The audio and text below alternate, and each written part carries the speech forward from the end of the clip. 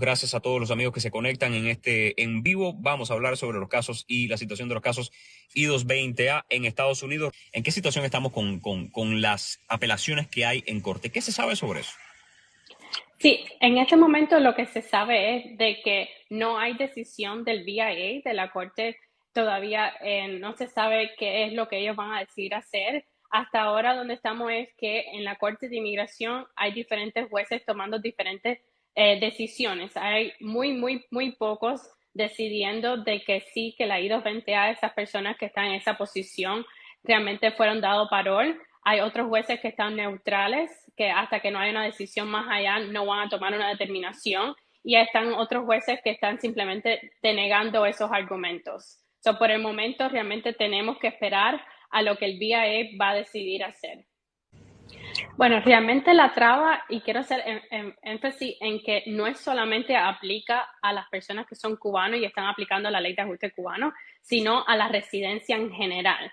Uno de los requisitos para la residencia, sea bajo la ley de ajuste cubano o cualquier otro tipo de residencia, como por ejemplo si están casados con una persona que es americana, residente, etcétera, uno de los requisitos de la residencia es de que tienen que haber sido inspeccionados y admitidos o haber dado un parol.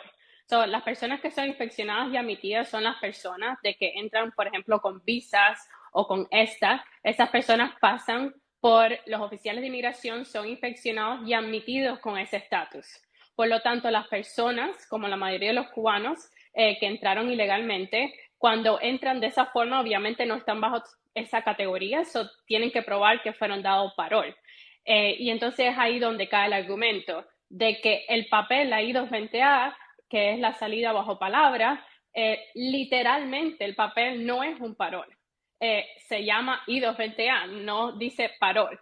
Pero el argumento de esta persona es de que metafóricamente sí es un parol, que sí estas personas fueron dadas un parol. Entonces, tienen que entender de que realmente el argumento no es decir que el documento en sí es un parol, sino que las personas en esta situación, ya sean cubanos o cualquier otra nacionalidad que necesiten aplicar la residencia dentro de los Estados Unidos, el argumento es que estas personas son aplicantes de admisión y por lo tanto caen bajo un procedimiento de 235 del INA, en donde que dice que esas personas para poder dado libertad, esas personas tienen que haber, la única forma fue que esas personas le dieron un parol. Y entonces ese es el argumento realmente. Ahora, Rosalí, cuando se trata de llevar las apelaciones, que no son demandas, son apelaciones a la Junta de Apelaciones de Migración. Estas apelaciones son de casos individuales, ¿no? Esta persona contrata a un abogado y el abogado lleva el caso, lleva una apelación a la BIA, a BIA. Sí, realmente todo depende. Estas son personas que ya tuvieron una corte de inmigración y ya un juez determinó qué iba a pasar con su caso. Hay veces que esas personas no solamente presentan residencia, sino también están presentando asilo o presentan otros tipos de aplicaciones. Si van a llevar la apelación, significa que hay una decisión final del juez, la cual ellos van a estar apelando.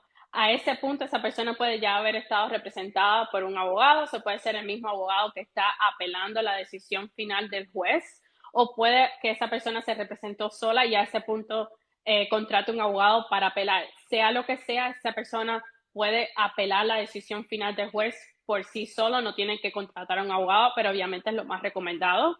Pero si es una persona individual, la cual ya hubo una decisión final de un juez y esa decisión final del juez de esa persona en particular se está apelando al BIA, creo que se dice la Junta de Apelaciones, para que ellos revisen el récord, revisen la decisión de ese juez y determinar si el juez se equivocó o no se equivocó. En el caso de la I-220 en particular, lo que ha pasado también es que ya hace como 2 años atrás, un juez decidió de que el argumento de la I-220A estaba correcto y quiere decir de que le dio la residencia a esa persona bajo la ley de ajuste cubano porque creyó que esa persona, a pesar de que le dieron una I-220A, sí le fue dado parol.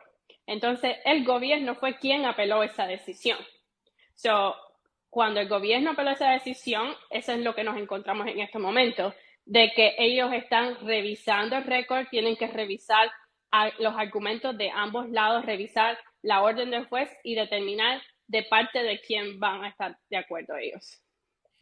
Cada apelación de esta es personal, pero necesariamente la decisión se tiene que convertir en un referente macro para los otros migrantes, o simplemente puede decir, no, Rosalí, si te damos tu residencia, mira, tienes razón, toma tu residencia, pero no convertirse ese caso en un referente para Yunieski, para Pedro, para otro más.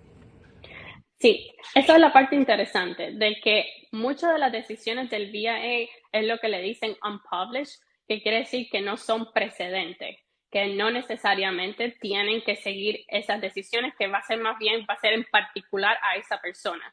Pero lo interesante de este caso es que como no existe otra guía, no existe otras determinaciones sobre este punto en sí, sea publish o unpublish, esa decisión definitivamente va a tener una gran guía, ya sea para los jueces de inmigración y ya sea para USCIS.